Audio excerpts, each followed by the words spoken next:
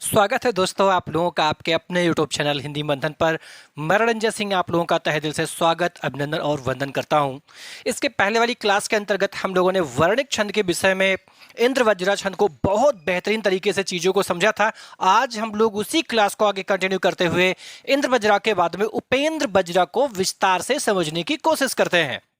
आइए हम लोग देखते हैं कि उपेंद्र वज्रा की वो कौन कौन सी चीजें होती हैं जिन्हें हम ध्यान में रखते हुए बड़ी आसानी से उपेंद्र वज्रा को समझ सकते हैं। आइए देखते हैं उपेंद्र वज्रा छंद।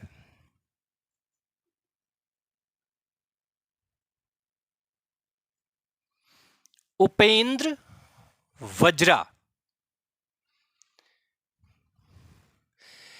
इंद्र वज्रा और उपेंद्र वज्रा छंद में बहुत सारी समतुल्यता होती है, किंतु समतुल्यता के साथ साथ भी उसमें बहुत सारी चीजें ऐसी होती हैं जो एक दूसरे को एक दूसरे से अलग करती हैं। अगर वे चीजें हमें पता हों कि कैसे हम इंद्र वज्रा और उपेंद्र वज्रा को पहचानें, तो बड़ी आसानी से हम इन दोनों में अंतर कर सकते हैं और पेपर में एक सही आंसर तक पहुंच सकते हैं। उपेंद्र वज्रा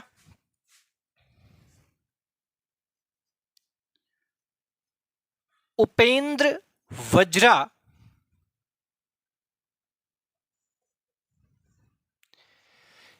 यह एक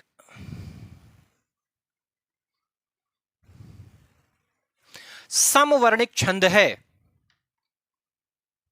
यह एक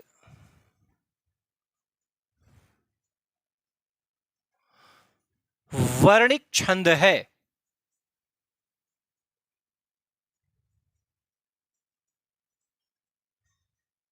वर्णिक छंद है। यह एक वर्णिक छंद है। सबसे बड़ी विशेषता। दूसरी सबसे बड़ी विशेषता इसकी क्या है? इसके प्रत्येक चरण में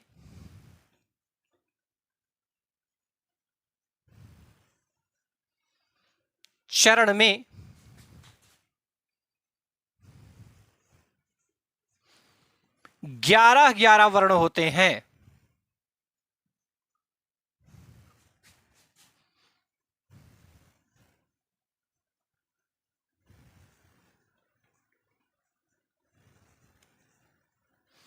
ग्यारह वर्ण होते हैं।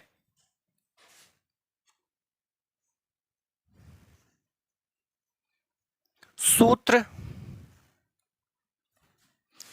जाति जगौ, जाति जगौ, जाति जगौ।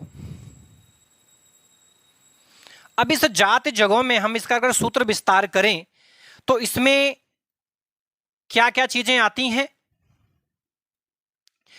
इसमें सबसे पहले जगण आएगा, जगण के बाद में तगण आएगा, तगण के बाद में इसमें पुनः फिर जगण आएगा और जगण के बाद में पुनः इसमें दो गुरु आएगा। कितने गुरु आएंगे? दो गुरु आएगा। अगर ऐसी स्थिति बनती है तो वह किसमें आता है? उपेंद्र वज्रा छंद की श्रेणी में आता है। इसमें कितने वर्ण होते हैं ये वर्ण आपको ध्यान में रखना। मैंने इसके पहले वाली क्लास में भी आपको ये बता रखा था कि उपेंद्र वज्रा में जो वर्ण होते, कितने वर्ण होते भैया? 11 वर्ण। अर्थात इसकी एक पंक्ति में 11 वर्ण देखने के लिए आपको मिलती है। उदाहरण देखते हैं।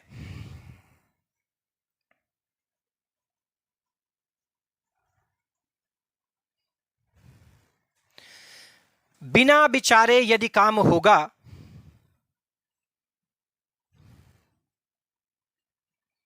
बिना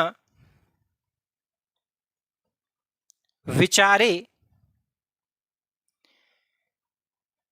यदि काम होगा,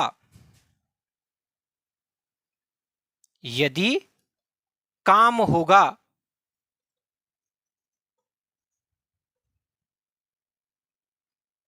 बिना विचारे यदि काम होगा, कभी ना अच्छा परिणाम होगा,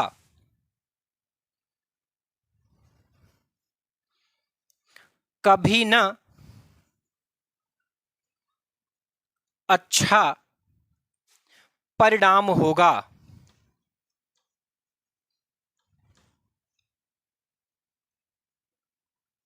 परिणाम होगा, कभी ना अच्छा परिणाम होगा। अब आप इस पे सबसे पहले क्या करेंगे, जब ऐसी पंक्तियां पेपर टाइम में आती है तो सबसे पहले हमारा काम होता है हम उस पर मात्रा लगाते हैं। चलिए मात्रा लगा के देखते हैं। तो इस पे गुरु लगेगा, गुरु लगेगा, फिर लघु लगेगा, फिर गुरु रहेगा, लघु लघु, फिर उसके बाद में गुरु गुरु लघु गुरु लघु। यही चीजें इस पर भी हम देख लेंगे। गुरु गुरु लघु गुरु, उसके बाद में लघु लघु, उसके बाद में फिर गुरु गुरु, फिर लघु, फिर गुरु और लघु। ये स्थितियां बनेंगी। ठीक है। अब आप क्या करो कि सबसे पहले इसका वर्ण गिन डालो, दूसरे स्टेप पे आप इसका वर्ण ही गिन डालो, है ना। तो 1 2 3 4 5 6 7 8 9 10 11, अर्थात इसमें कितने वर्ण हो गए भैया, 11 वर्ण हो गए। कितने, 11 वर्ण। और इसमें भी देख लेते हैं हम लोग। तो 1 2 3 4 5 6 7 8 9 10 11, देखो ये आधा वर्ण हम नहीं गिनेंगे। ठीक है। तो कितने वर्ण हो गए भैया, 11 वर्ण हो गए। अर्थात दोनों के दोनों ही लाइनों में आपके 11 11 वर्ण हो रहे हैं। यानी यह स्थिति इंद्र वज्रा की भी हो सकती है और उपेंद्र वज्रा की भी हो सकती है। लेकिन अगर यह उपेंद्र वज्रा होगा तो इसमें भैया जगण तगण जगण और 2 गुरु आएगा। ठीक है। चलो अब हम क्या करते हैं, गण बनाते हैं। तो गण में 3-3 वर्ण लेना हमको। तो पहला गण बन के ये तैयार, और दूसरा गण यहां से यहां, तीसरा यहां से लेकर के यहां तक। अब लास्ट में 3 वर्ण बच नहीं रहे हैं, इसलिए ये हम इसको गण नहीं बनाएंगे। यहां से इसको भी देख लेते हैं। ये पहला गण हो गया, और यहां से लेकर के यहां तक दूसरा गण हो गया, यहां से लेकर के यहां तक तीसरा, और यहां फिर गण नहीं बनेगा क्योंकि यहां पर केवल 2 ही वर्ण हैं, और जब तक 3 वर्ण नहीं होते हैं हम गणों का निर्माण नहीं कर सकते हैं। ठीक है। अब ये हम कैसे चेक करेंगे, तो चेक करने का मैंने आपको तरीका बताया था कि यदि आपको सूत्र पता है, गणसूत्र, गणसूत्र क्या है, तो गणसूत्र मैंने आपको बताया था, यमाता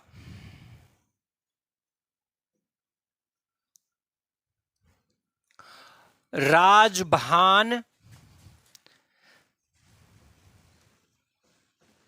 सलगा, राजभान सलगा, ये इसका सूत्र है भैया। ये क्या है, ये सभी वर्णिक छंदों का सूत्र होता है। यदि ये हमें पता हो तो बड़ी आसानी से हम निर्धारण कर सकते हैं किसका, गुणों का निर्धारण। ये सबको याद है ना, ये तो मैंने आपको बताया था, ये आपको याद करके रखना है, याद तो होगा ना। य माता राजभान सलगा। अब फटाफट हम क्या करते हैं, इस पर हम मात्रा लगा लेते हैं। तो यहां होगा गुरु लघु लघु लघु गुरु, उसके बाद में लघु गुरु गुरु गुरु लघु। आई बात समझ में, आ गया समझ में। अब देखो आप, अब करना क्या है कि सबसे पहले इसमें जगण आना चाहिए। तो जगण के लिए हो जाएगा, जगण का मतलब आप जा पे पहुंचो, जा इसमें है कहीं, ये देखो जा आ गया। यानी यहां से 3 वर्ड लो, जभान, जभान मतलब लघु गुरु लघु आना चाहिए। देखिए लघु गुरु लघु इसमें भी आ रहा है, अर्थात यह आपका जगण हो गया। तगण के लिए क्या आना चाहिए, तो तगण के लिए होता तराज, अर्थात गुरु गुरु लघु होना चाहिए। देखो इसमें गुरु गुरु लघु आ रहा है, अर्थात यह भी सही है। आगे देखते हैं, तो आगे क्या आना चाहिए भैया, तो आगे फिर जगण आना चाहिए। जगण का मतलब हो गया जभान, अर्थात लघु गुरु लघु। तो देखिए इसमें लघु गुरु लघु आ रहा, अर्थात यह भी सही है। और लास्ट में 2 गुरु आता है, तो लास्ट में 2 गुरु भी इसमें आ रहा है। अर्थात 100% श्योर हो चुका है कि यह केवल और केवल उपेंद्र वज्रा का ही उदाहरण है। उदाहरण क्या है कि बिना विचारे यदि काम होगा कभी न अच्छा परिणाम होगा। बात सही है, एकदम बात सही है। यदि हम किसी भी कार्य को करने की कोशिश कर रहे हैं किंतु उस पर कोई भी विचार विमर्श नहीं कर रहे हैं, कोई मंथन नहीं कर रहे हैं, बिना सोचे विचारे यदि किसी भी काम को हम करने की कोशिश करेंगे तो उसका जो परिणाम होगा वो हमेशा नकारात्मक ही होगा। कभी भी सकारात्मक परिणाम की उम्मीद हम नहीं कर सकते हैं यदि कार्य के पहले हम उस कार्य के विषय में सोचते नहीं है, तो ऐसा होता है। तो ये चीजें आपकी समझ में आ गई होंगी। आप इसका एक स्क्रीनशॉट लें, और मैंने आपको इसके पहले वाली क्लास में भी बताया था, अभी भी मैं आपको बता रहा हूं, यदि किसी भी प्रकार की कोई भी समस्या क्लास के अंतर्गत आपको होती है तो उसके विषय में आप कमेंट बॉक्स में कमेंट करना ना भूलें। मैं आपकी समस्त समस्याओं का निराकरण कमेंट बॉक्स में करने की कोशिश करूंगा, मैं वहीं आपको उसका जवाब दूं। यदि नहीं वहां पर जवाब स्पष्ट होता है तो मैं उस प्रश्न को आपको अपने अगले क्लास में जरूर रखूंगा और उन चीजों को समझाने की कोशिश भी करूंगा। इसलिए यदि समझ में नहीं आता है तो आप जरूर क्या करें, अपने प्रश्न उस कमेंट बॉक्स में रखें। ठीक है, आई होप आपको ये चीजें समझ में आ गई होंगी। आप इसका एक स्क्रीनशॉट लीजिए, फिर मैं आगे की चीजों को आपको बताता हूं।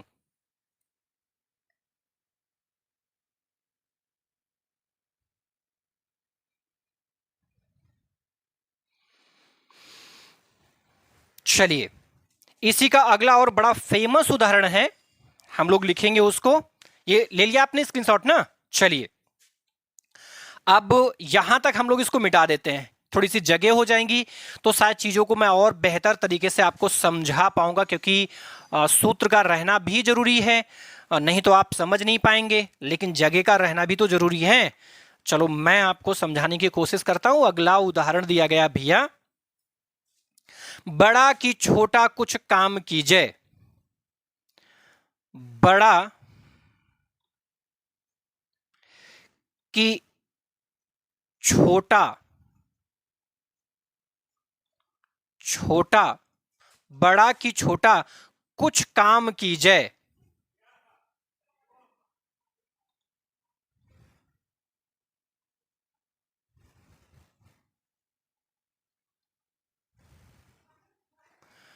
काम कीजिए, बड़ा कि छोटा कुछ काम कीजिए।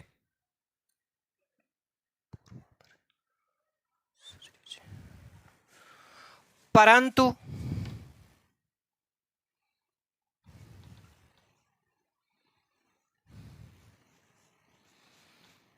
पूर्वापर, परंतु पूर्वापर सोच लीजिए।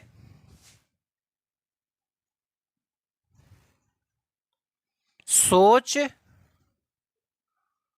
लीजिए,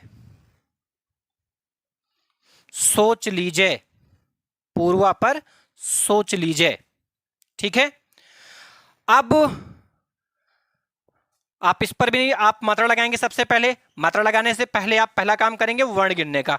तो वर्ण गिनेंगे तो 1 2 3 4 5 6 7 8 9, 9 के बाद 10 और 11, यानी वर्ण कितने हो गए भैया?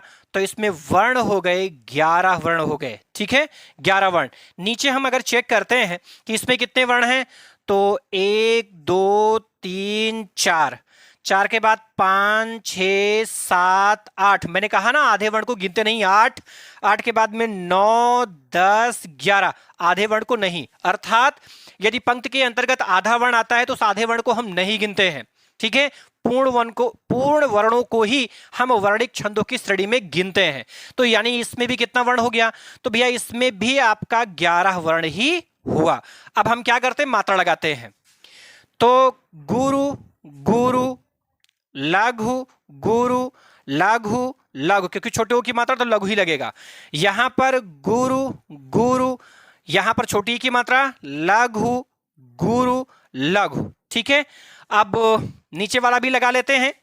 तो यहां पर भी आएगा गुरु गुरु, यहां पर लघु गुरु लघु लघु, यहां पर आएगा गुरु, यहां पर भी आएगा गुरु, आधे रा की वजह से यहां पर आएगा लघु, लेकिन यहां पर आएगा गुरु और यहां पर लघु आएगा। ठीक है, अर्थात आप 3-3 का जोड़ा बनाएंगे उसके बाद में। तो ये रहा जोड़ा पहला 3 वर्णों का, फिर यहां से लेकर के यहां तक 3 वर्णों का ये जोड़ा, फिर यहां से लेकर यहां तक 3 वर्णों का ये जोड़ा। लेकिन यहां पर जोड़ा नहीं बनेगा क्योंकि तीसरा वर्ण इसमें नहीं है, और 3 वर्णों का ही जोड़ा बनता है, 3 से कम का जोड़ा नहीं बनता है। ठीक है, आगे देखेंगे तो अगला जोड़ा इस पंक्ति में बनेगा यहां से यहां तक, फिर यहां से लेकर के हम बनाएंगे, आगे नहीं जाएंगे, यहां तक ही आएगा। ये देखो तीसरा वर्ण ये यहां तक बन गया, और उसके बाद में यहां से लेकर के 3 वर्ण लेंगे हम, यहां तक पहुंचेंगे, और उसके बाद में यहां पर जोड़ा नहीं बनेगा। बात समझ में आई? बात समझ में आई भैया आपके? देखो इसको मिटा देते, नहीं तो आपके मन में कंफ्यूजन उत्पन्न होगा, चीजें कम स्पष्ट होंगी। चलो इसको हम मिटा देते, शायद अब और ज्यादा अच्छे से स्पष्ट हो रहा होगा। हो रहा स्पष्ट भैया? चलो इसको और यहां लगा देते हैं। अभी स्पष्ट हुआ अच्छे से? जोड़ा समझ में आ रहा है कि जोड़ा कैसे कैसे बना? देखिए मात्रा हम पीछे से आगे लगाते हैं, किंतु गणों का निर्माण हम आगे से पीछे की ओर करते हैं। ठीक है, अब हमें क्या करना, पहले जगण आना चाहिए, फिर तगण आना चाहिए, फिर जगण आना चाहिए, फिर 2 गुरु आना चाहिए। ठीक है, तो सबसे पहले जगण का मतलब ये हो गया कि जबान, मतलब लघु गुरु लघु आना चाहिए। तो भाई लघु गुरु लघु आ रहा है, इसमें भी लघु गुरु लघु इसमें भी आ रहा है। ठीक है, आगे देखते हैं क्या है, तगड़। तगड़ का मतलब होता तराज, यानी गुरु गुरु लघु। तो देखिए गुरु गुरु लघु इसमें भी आ रहा, वेरी गुड। इसमें भी नीचे वाला भी चेक करते चलते हैं, दोनों एक साथ चलेंगे। गुरु, एक मिनट, गुरु गुरु लघु। तो देखिए गुरु गुरु लघु, बहुत सही, इसमें भी आ रहा है। उसके बाद में जगण के लिए फिर लघु गुरु लघु आना चाहिए, तो देखो इसमें भी आ रहा, नीचे वाले भी उसे साथ में चेक करते हैं, तो लघु गुरु लघु आ रहा, ये भी सही है। और 2 गुरु यहां पर, 2 गुरु यहां पर, यानी कि इनका गण एकदम सही है, इसलिए यहां पर भी आपका उपेंद्र वज्रा छंद ही होगा। ठीक है, बात समझ में आई? एक बार इसका दोहरान कर लेते हैं। अगर आपसे पूछा जाए कि उपेंद्र वज्रा में कुल कितने वर्ण होते हैं, तो 11 वर्ण होते। कितने होते हैं? 11। उपेंद्र वज्रा किस प्रकार का छंद है? तो यह एक वर्णिक छंद है। कैसा छंद है भैया? वर्णिक छंद है। उपेंद्र वज्रा के जो प्रत्येक चरण होते हैं, उन चरणों में कितनी कितनी मात्राएं होती हैं? तो उन चरणों में भैया 11 मात्राएं पाई जाती हैं। ठीक है, इसका सूत्र क्या है? तो इसका सूत्र है जाति जगौ। सूत्र क्या है? उपेंद्र वज्रा का सूत्र क्या है? जाति जगौ। और इंद्र वज्रा का भी मैंने सूत्र बताया था, इंद्र वज्रा का सूत्र होता है तात जगौ। ठीक है, तात जगौ इंद्र वज्रा और जाति जगौ उपेंद्र वज्रा। और आपने इसे बड़ी आसानी से चेक भी कर लिया है। कैसे चेक होता है? तो सबसे पहले हम वर्ण गिनते, तो वर्ण गिन लिया, 11 आ गया। उसके बाद हमने इस पे मात्रा लगा दी, मात्रा सब पे लग गई। उसके बाद आगे से पीछे की ओर लगाते हुए हम गणों का निर्माण कर लेते हैं। पुनः इनसे गणों को टैली कर लेते हैं, चीजें एकदम स्पष्ट हो जाती हैं कि वर्णिक छंद इसमें किस तरीके से हो रहा है। आई बात समझ में? समझ पाए आप मेरी बात? देखिए कुछ लोगों ने मुझसे पर्सनली फ़ोन करके कहा कि सर आपकी पढ़ाने की स्पीड बहुत स्लो है, आप थोड़ा सा फास्ट पढ़ाने। लेकिन आप हमें बताएं, अगर मैं बहुत फास्ट पढ़ाऊंगा तो चीज़ें शायद बेहतर तरीके से आपके समझ में ना आए। मेरे पढ़ाने का जो लहजा थोड़ा सा नॉर्मल वे में इसलिए था क्योंकि मैं चाहता हूं कि चीज़ों को आप बेहतर तरीके से समझ सकें। अगर मुझे कोरम पूरा करना होगा तो मैं कम पढ़ा दूंगा या छोड़ दूंगा, वैसे भी कोरम पूरा किया जा सकता है। लेकिन मेरा अपना मानना है यदि चीज़ों को पढ़ना और समझना है तो थोड़ा सा समय तो लगेगा, आपको समय तो देना ही पड़ेगा। आप चाहें आप समय भी ना दें और चीज़ों को बेहतर तरीके से समझ भी जाएं तो भाई ऐसा नहीं होता है। आपको समय देना ही पड़ेगा। यदि आप चीज़ों को धीरे धीरे और बेहतर तरीके से समझना चाहते हैं तो आपको मुझे समय देना ही पड़ेगा।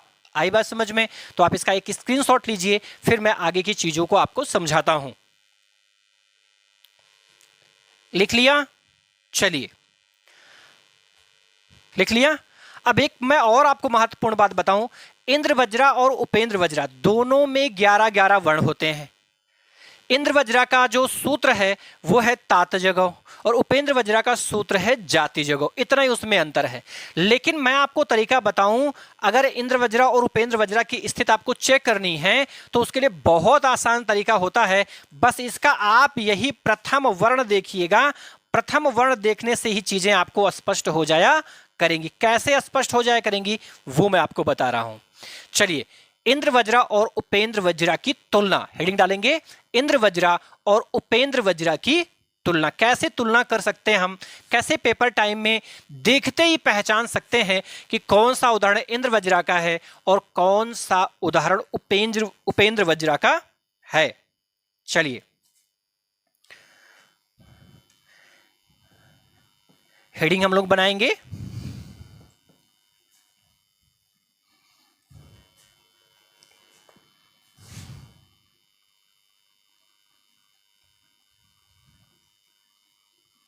इंद्र वज्रा व उपेंद्र वज्रा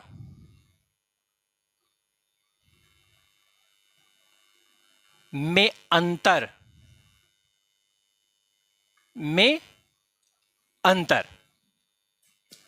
चलिए मैं एक उदाहरण लिखता हूं।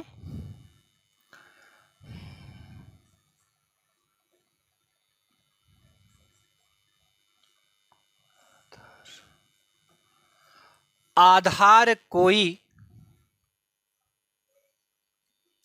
जिसका नहीं है। आधार कोई जिसका नहीं है। ठीक है, दूसरा उदाहरण है बड़ा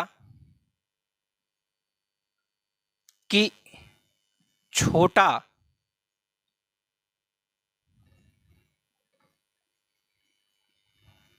कुछ काम कीजिए।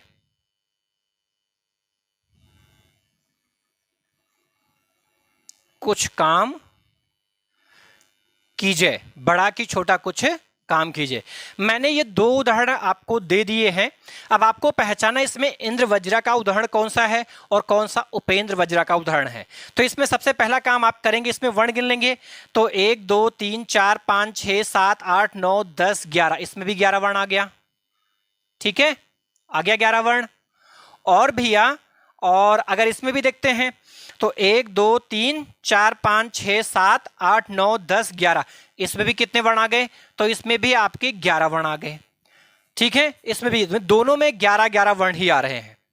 दोनों में 11-11 वर्ण ही आ रहे हैं। अब इन दोनों में कोई भी इंद्र वज्रा हो सकता है और कोई सा भी उदाहरण उपेंद्र वज्रा का हो सकता है। अब आप के लिए मैं बहुत बेहतरीन सी पहचान बताता हूं। जो इंद्र वज्रा का उदाहरण होगा, इंद्र वज्रा में जो पहला वर्ण आएगा वो सदैव गुरु आता है, और जो उपेंद्र वज्रा का होता है उसका पहला जो वर्ण होता है वो सदैव क्या होता है? लघु होता है। क्या होता है? लघु होता है। अर्थात यहां पे आप नोट लिखना चाहते हैं तो एक लाइन में नोट लिख लीजिए और बड़ी आसानी से आप चीजों को समझ जाएंगे। इंद्र वज्रा में सदैव पहला वर्ण गुरु होता है और उपेंद्र वज्रा का पहला वर्ण सदैव लघु होता है। क्या लिखेंगे? इंद्र वज्रा का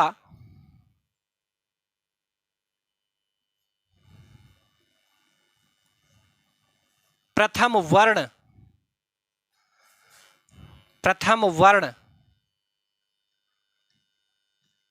सदैव गुरु तथा उपेंद्र वज्रा का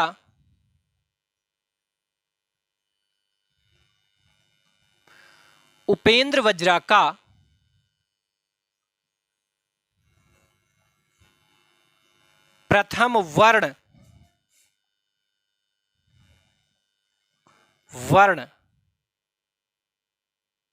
सदैव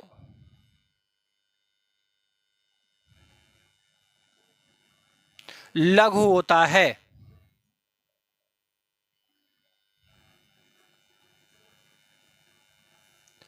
लघु होता है, ये बात आपको ध्यान में रखनी है। बहुत इंपॉर्टेंट पॉइंट है इंद्र वज्रा और उपेंद्र वज्रा को पहचानने की। आपको मात्रा भी नहीं लगाना है, आपको गण भी नहीं बनाना है, बस सबसे पहला काम वर्ण गिनना है। तो वर्ण 11 जैसे ही आता है आप उसके पहले वर्ण को देखिएगा। अगर पहला वर्ण क्या आ जाए? गुरु। क्या आ जाए? गुरु। तब क्या होता है? तो भैया वो तुरंत इंद्र वज्रा हो जाता है। लेकिन यदि पहला ही वर्ण क्या हो? यदि पहला ही वर्ण लघु हो और वर्णों की संख्या 11 हो, फिर क्या होता है? फिर भैया उसे हम क्या मानते हैं? फिर उसे हम उपेंद्र वज्रा छंद मान लेते हैं। क्या मान लेते हैं? उपेंद्र वज्रा छंद मान लेते हैं। मेरी बात समझ में आई? मैंने आपसे यह कहा कि इंद्र वज्रा और उपेंद्र वज्रा छंद को यदि आप पहचानना चाहते हैं तो इंद्र वज्रा में भी 11 वर्ण होते हैं और उपेंद्र वज्रा में भी 11 वर्ण होते हैं, किंतु उनका जो पहला पहला वर्ण होता है वही बदला हुआ होता है। जो इंद्र वज्रा होता है उसका जो पहला वर्ण होता है वो सदैव क्या होता भैया, वो सदैव गुरु होता है, और जो उपेंद्र वज्रा होता है उसका पहला वर्ण क्या होता है, लघु होता है। यदि वर्ण 11 हो और उसका पहला वर्ण गुरु हो तो मानेंगे कि वो इंद्र वज्रा है। क्या है, इंद्र वज्रा है। और अगर पहला यानी वर्ण कितने हैं, 11 हैं, वर्ण कितने हैं 11, किंतु उसमें जो पहला वर्ण है वो क्या है, लघु है, तो हम मानेंगे वो क्या है, उपेंद्र वज्रा छंद है। अंतर समझ में आया? आप अंतर समझ पाए? यदि अंतर को समझने में किसी भी प्रकार की कोई भी समस्या होगी तो कमेंट बॉक्स में आप जरूर हमें बताएं कि चीजें समझ में आई या चीजें समझ में नहीं आई। मैं उसे पुनः अगली वीडियो में आपको बताऊंगा। ठीक है, आप इसे भी समझें और इसका भी स्क्रीनशॉट लें। ले लिया स्क्रीनशॉट भैया? चलिए, बड़ी अच्छी बात है। आगे हम लोग अगला छंद पढ़ते हैं। तो अगले नंबर पर अगला छंद है वंशस्थ छंद। ठीक, कौन सा है, वंशस्थ छंद। मिटाएं इसको। चलिए, अगला छंद हम लोग पढ़ते हैं वंशस्थ छंद।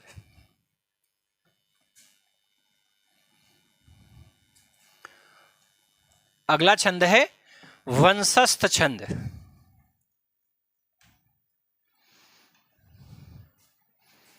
चलिए,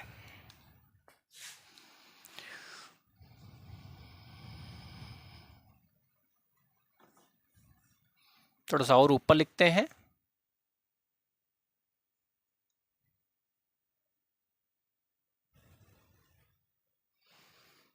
वंशस्थ छंद। ठीक है, ये जो वंशस्थ छंद है इसकी भी कुछ खास बातें हैं। जैसे पहली खास बात, यह एक वर्णिक छंद है।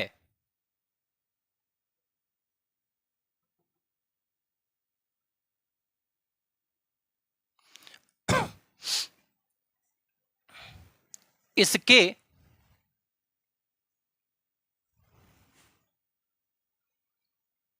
प्रत्येक चरण में 12 मात्राएं होती हैं। 12 मात्राएं नहीं भैया, वर्ण होता है, सॉरी, वर्ण होता है। 12 वर्ण होता है। 12 वर्ण होता है। आगे देखेंगे,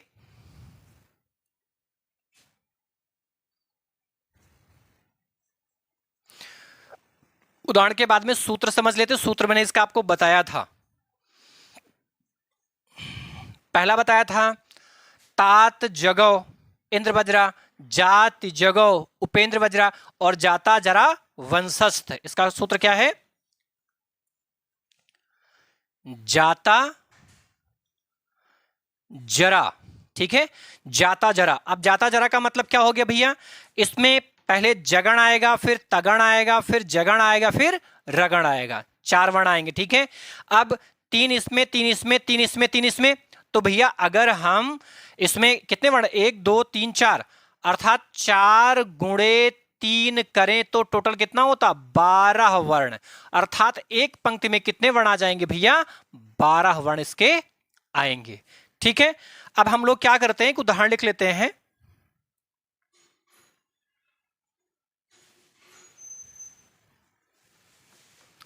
उदाहरण लिखते हैं भैया।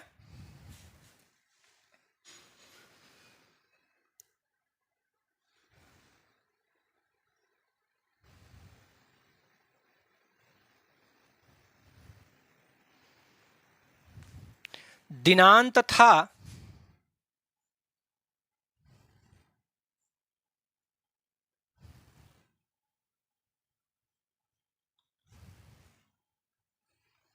दिनांत था दिनांत तथा वे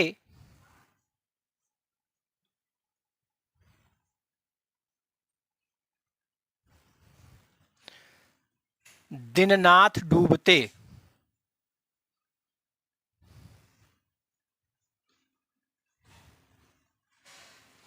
डूबते, ठीक है। दिनांत था वे दिननाथ डूबते, ठीक है। अब सबसे पहला काम हम लोगों का क्या बनता है कि हम इसमें क्या करते हैं, वर्ण गिनते हैं। तो देखिए 1 2 3 4 5 6 7 8 9 10 11 12। कितने वर्ण हो गए भैया, 12 वर्ण हो गए। कितने वर्ण हो गए, 12 वर्ण, ठीक। अब 12 वर्ण के बाद में समझना क्या है कि हम तुरंत मात्रा लगाना शुरू कर देते हैं। तो यहां पर गुरु, यहां पर लघु, यहां पर गुरु, ठीक है। फिर यहां पर लघु, यहां पर गुरु, यहां पर लघु, यहां पर लघु, ठीक है। उसके बाद में गुरु, फिर गुरु, फिर लघु, फिर गुरु, उसके बाद में लघु। तो ये पहला जोड़ा बन गया, ये जोड़ा यानी गण, दूसरा गण बन गया,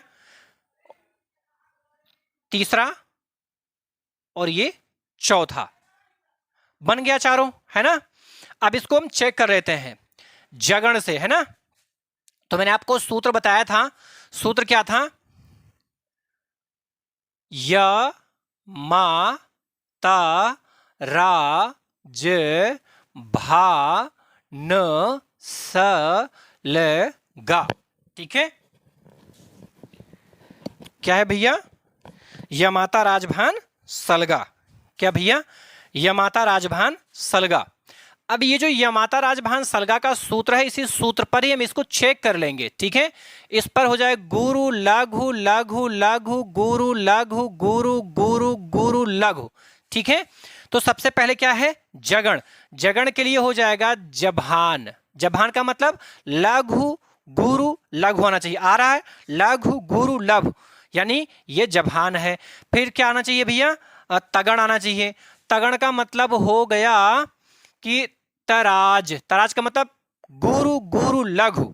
देखिए इसमें गुरु गुरु लघु, अर्थात ये भी क्या हो गया, सही हो गया।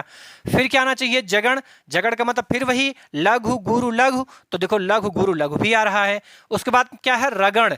रगण का मतलब हो गया, रगण कहाँ मिलेगा, ये रगण का मतलब हो गया राजभा, का मतलब गुरु लघु गुरु। तो देखो गुरु लघु गुरु भी आ रहा है, अर्थात एकदम सही है भैया कि यह उदाहरण किसका है, यह उदाहरण आपके वंशस्थ छंद का उदाहरण है। किस छंद का भैया, वंशस्थ छंद का ही उदाहरण है। आ रहा समझ में। सबसे पहले हम क्या करेंगे, इनके वर्ण गिनेंगे। आपने वर्ण गिन लिया, वर्ण गिना तो वर्ण 12 आपके आ गए। फिर आपने मात्रा लगानी थी, आपने फटाफट आपने मात्रा लगा दिया। मात्रा के लगाने के बाद आपने 3-3 वर्णों का आपने जोड़ा बना दिया, गण बना दिया, गण बना दिया। उसके बाद में इस सूत्र से और इस सूत्र से टैली करते हुए आपने चेक कर लिया कि हाँ ये जगण है, ये तगण है, ये जगण है, ये रगण है। आई बात समझ में, आया समझ में। कैसे चेक करेंगे, आपको कुछ नहीं याद करना है, आपको केवल छंद याद करना है, छंद के वर्ण याद करने हैं, ठीक है। जैसे आपने याद कर लिया भाई वंशस्थ में कितने वर्ण होते हैं, तो भैया 12 वर्ण होते हैं। कितने, 12 वर्ण होते हैं। इसका सूत्र क्या है, तो इसका सूत्र होता है जाता जरा। अगर 3 चीज याद है आपको, वो छंद याद है, उस छंद का वर्ण याद है और उस छंद का सूत्र याद है, तो 3 चीजें यदि आपको याद है तो किसी भी वर्णिक छंद की पहचान बड़ी सुगमता से की जा सकती है। जैसे इंद्र वज्रा, उपेंद्र वज्रा, वंशस्थ, भुजंग, प्रयात सब याद है। उसके बाद में उनके सूत्र भी आपको याद होने चाहिए कि जाता जरा, ठीक है। स्टार्टिंग से क्या है, तात जगो, जाति जगो, जाता जरा, चार यगण, ठीक है, नव भरी भानस सुंदरी, ठीक है। ये बात समझ में आई। ऐसे आपको सूत्र भी याद होने चाहिए, तो फटाफट आप इनकी पहचान कर सकते हैं, ठीक है। एक और उदाहरण के माध्यम से इसको चेक करने की कोशिश करेंगे।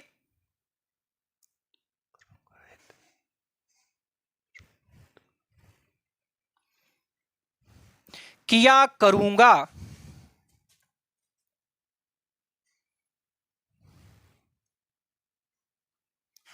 किया करूंगा,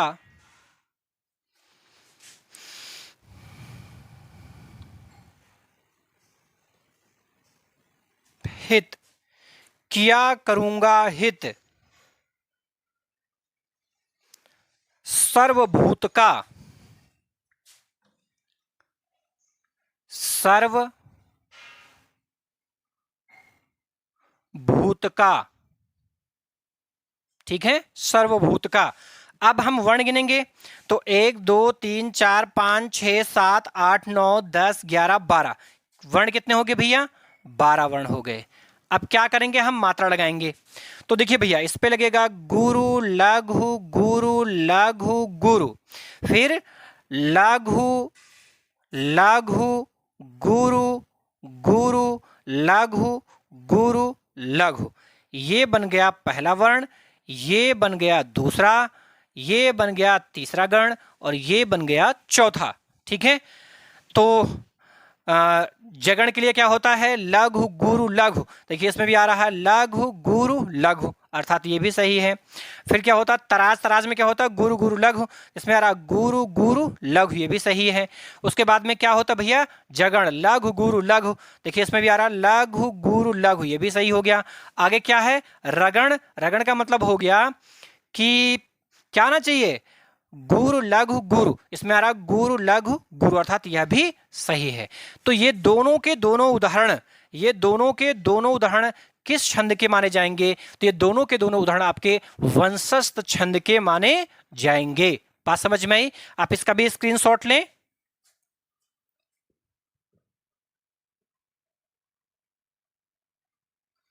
ले लिया स्क्रीनशॉट आपने भैया? यहां तक की चीजें समझ में भी आपके आई? चलिए, बहुत अच्छी बात है। इसके आगे की चीजों को, इसके आगे की चीजों को हम अगली क्लास में डिस्कशन करेंगे, अगली क्लास में चीजों को और समझने की कोशिश करेंगे। आज मैं अपनी इस क्लास को यहीं पर स्थगित करता हूं और इसके आगे की चीजों को अगली क्लास में हम लोग समझेंगे। तब तक के लिए धन्यवाद। किंतु जाने से पहले मैं आपसे निवेदन करता हूं कि आप मेरे इस चैनल को लाइक, सब्सक्राइब और कमेंट जरूर करें। इस वीडियो पर यदि आपको कोई सुझाव देना है तो सुझाव आप जरूर दें। धन्यवाद।